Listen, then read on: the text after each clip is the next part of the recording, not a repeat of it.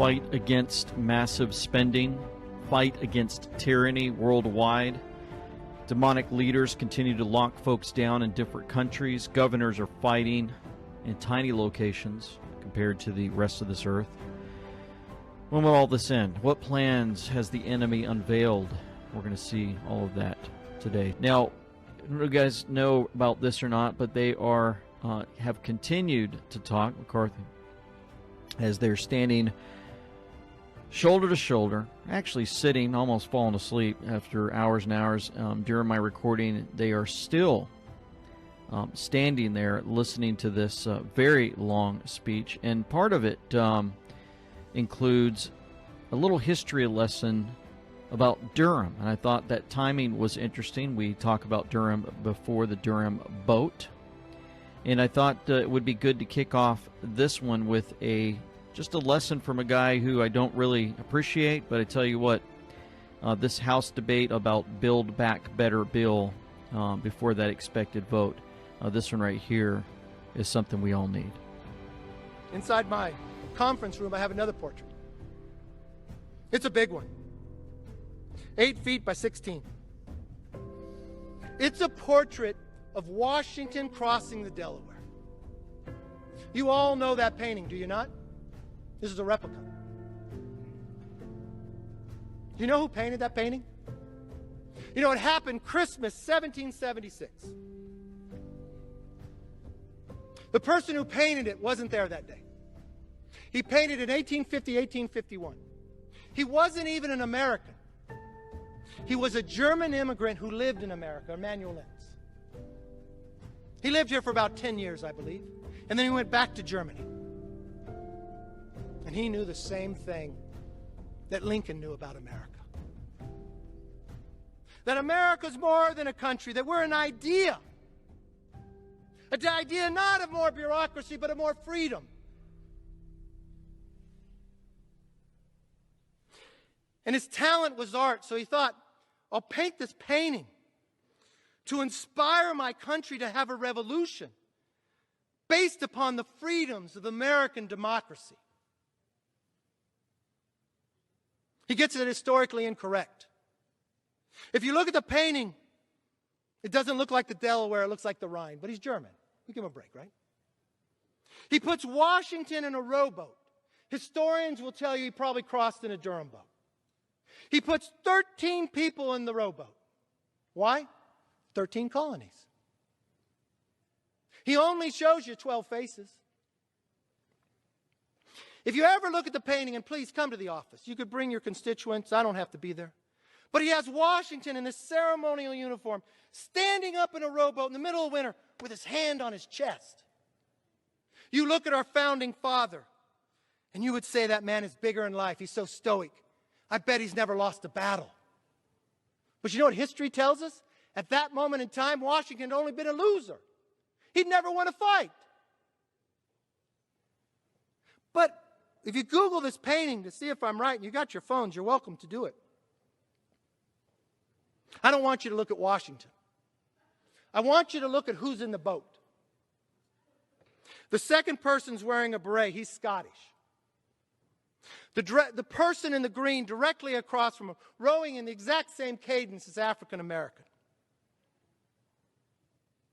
You come down the boat, in the middle is this person in the red. They look like they're the strongest. It's a woman. And in the very back is a Native American.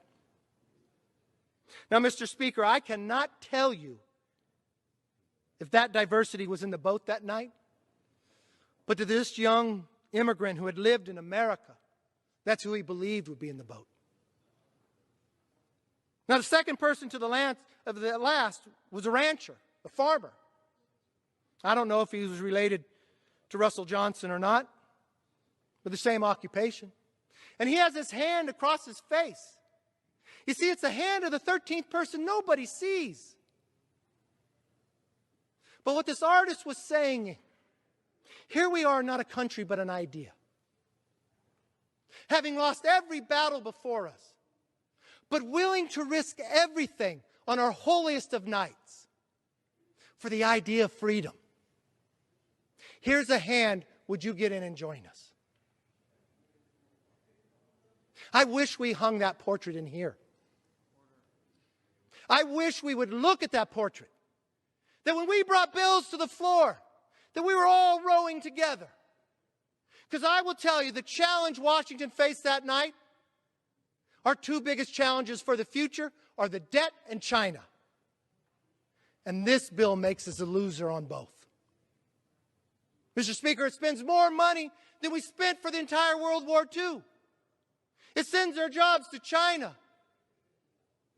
It does nothing to stand up to them. But I know this. It's not too late. It might be late into the night. Mr. Speaker, members on your side of the aisle, they got staff. They could get a new plane to Puerto Rico. This is too important. There are moments in time that history that change the course of this country. And they've happened on this floor. The 13th Amendment. A day that'll live in infamy. We were bombed by Japan, almost wiped out our Navy. That Congress didn't turn around and say, let's take away work requirements.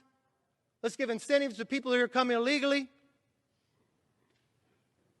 And let's spend nothing on our defense. But let's make it bigger than any other bill we've ever had. And let's make sure nobody on the other side works with us. Now we're going into war. So we should send a letter to OPEC and to Putin. Because he could lower our gas price, help us out. So as he expressed there something very important about our country.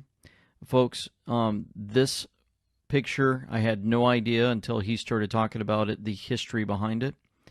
And it really touched me, and I hope it helped you also as we take this journey together. Speaking of journey together, there was a mistake in the video that was posted where we thought out of Austria they were marching against the tyranny there.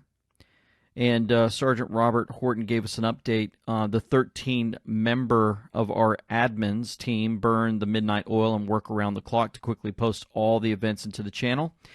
It's normal that sometimes mistakes happen. The video was reported that related to a soccer match that was mistaken posted by one of the admins as a protest in Austria. So sorry for this, and I will try to have more control over the posts from now on. In fact, some of the news is sent to us by channel users, which must be verified firstly. So there are mistakes that happen. I still enjoyed that video, and I wish that we'd have folks around the world like this. We did receive a video from someone out of New Zealand, Maori Morpheus. I put it in the description box below. Very long video coming out of New Zealand, I believe. So as you can see, all the bikers there, large crowds, and pretty amazing. Thank you for sending that video in to us, and we're really hoping for everyone to experience something like this where we gather together around the world. Here's something out of Prague. So while Austria might have been a bust on that video, we still have great events with large crowds like this gathering around the earth. Folks have had enough already. And this came from Gutfield, thought it was really cool. Racists call them sexist, but never call for the truth. It's a difference between this White House and the previous one. Who did Trump go after? The media, China, the NBA, the NFL, Democrats and Republicans, celebrities.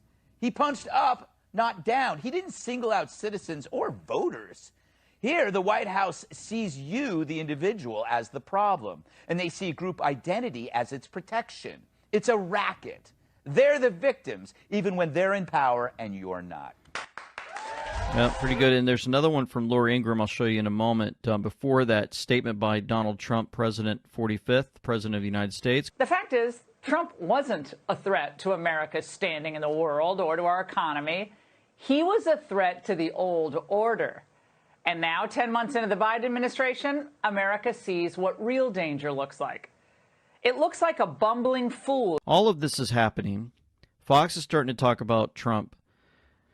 And we see the scuttlebutt, like I talked about in the last video, about possible changes with the Vice President Kamala Harris.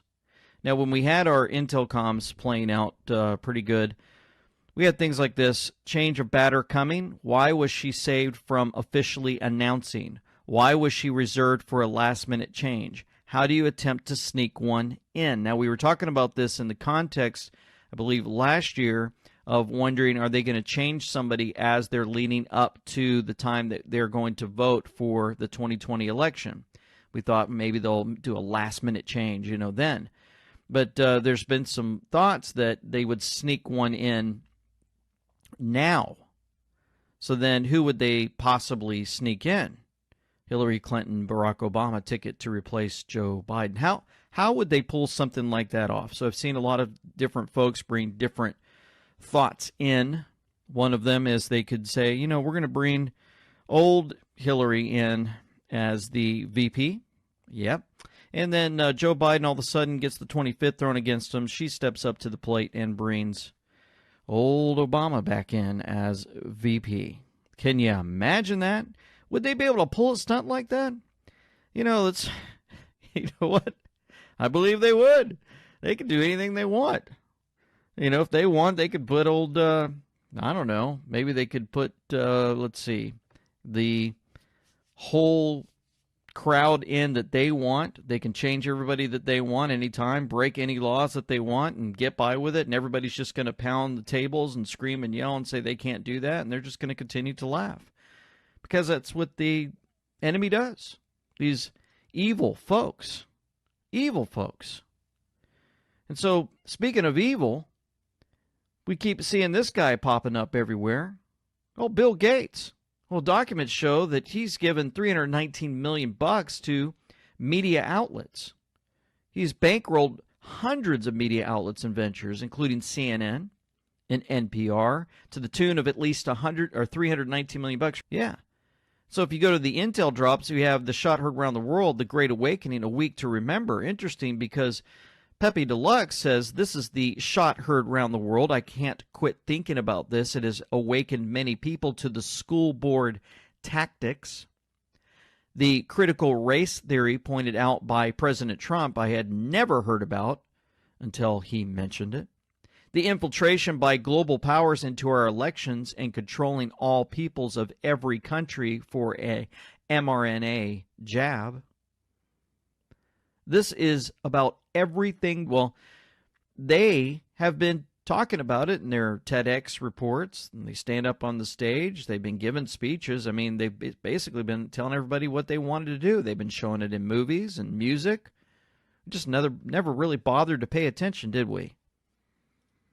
But now that everybody in the world's affected by something, we're all starting to wake up. We're starting to see more. So we're seeing it play out in front of us. That is pretty cool. I love when folks put memes like that together. And great song. Even my kids love to dance to that song. It's just a lot of fun. And we have that the Trump lawyer sends the demand letter threatening to sue Pulitzer Prize Board if they refuse to rescind the 2018 Washington Compost and New York Times awards for Russiagate reporting. That's right, because they're a bunch of lies. An attorney representing former President Donald Trump threatened to sue the board of the Pulitzer Prizes over a former board's decision. Yeah. So all of this is playing out. We saw Steve Bannon get taken in, and he basically said we're going on offense. Time for offense. You see these guys dancing. And we're seeing offense played out in many different areas, not just there. You got Florida Governor Ron DeSantis signing 4 anti-mandate bills into law. And so when he's talked about, he's questioned whatever, he always gives great statements. So first of all, this idea that somehow conservatism is about like local school boards. It's the United States of America, not the United School Boards or County Commissions of America. So the states are the primary vehicles to protect people's freedoms, their health, their safety, their welfare in our constitutional system. What Biden is doing is not constitutional. There has never been a federal.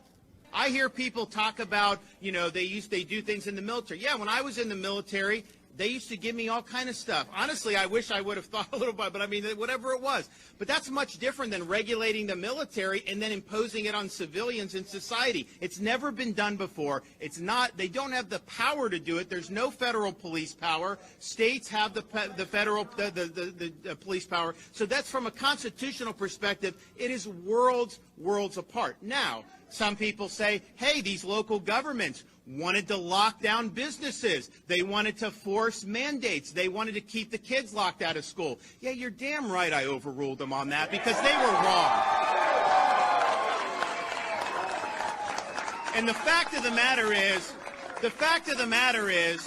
you don't have the right to do wrong. And if I had not stepped in last year and made sure that these local governments couldn't lock you down, couldn't mandate, we wouldn't let them fine. We had kids in school last year because of me, not because of them. And that's just the bottom line. And so people can say, is it the job of somebody that's elected to look out for the liberties of everyone in the state? Or do you just say, hey, if someone's violating your freedom, we shouldn't do anything? The fact of the matter is, if we would have let them lock the kids out of school last year, we would have paid the piper on that for years and years in this state. If we had let them lock down businesses and restrict and do all that, we would have one of the highest unemployment rates in the country. So we had to stand up for people's liberties, their livelihoods, their right to work, people's right to own a business, and it was the right thing to do. But what Biden is doing, he does not have he even admitted he doesn't have the authority to do it. The Psaki admitted that they don't have the authority to do it. And in fact, even 6 months ago, they were all saying, of course you never mandate. Of course you never mandate. And so the question is, do we actually have a constitution that constrains people like Biden, or is it just when he loses patience, he can do whatever the hell he wants to? No, I'll take the Constitution. Thank you very much. And you stand for truth. We know that the Lord can provide in times like this and making tough decisions like this, so we'll pray for her. We pray for those that have fallen prey to this, what they think is a joke. We're thankful for those that still stand for the truth at Fox, still stand for the truth in Florida, governors that are standing up even more, just in small hot spots, but still globally or through this entire earth, we're seeing this play out in such a wicked, wicked way. Lynn Wood said, with this Bible verse as a reminder, 1 Samuel 2, 9 through 10, He will keep the feet of his saints, and the wicked shall be silent in darkness, for by strength shall no man prevail. The adversaries of the Lord shall be broken to pieces. Out of heaven shall he thunder upon them. The Lord shall judge the ends of the earth, and he shall give strength unto his king, and exalt the horn of his anointed. For nothing is secret that shall not be made manifest, neither anything hid that shall not be known and come abroad. Let's pray. Father in heaven, we thank you once again for the opportunity to be able to watch and share information with others. We thank you that we still have the ability to live in a time when truth is so needed. We lift up those who are blinded by the television sets, by the false information. We ask that you give us opportunities to share in love with those who really need it the most. We lift up that teacher to you now, all of us that are watching this and praying now, and ask that by some miracle we'd see another video posted of her working with children who have been pulled from this tyrannical system, this government-controlled system that is brainwashing our children and taking them from us. We hope, Lord, in you, only in you,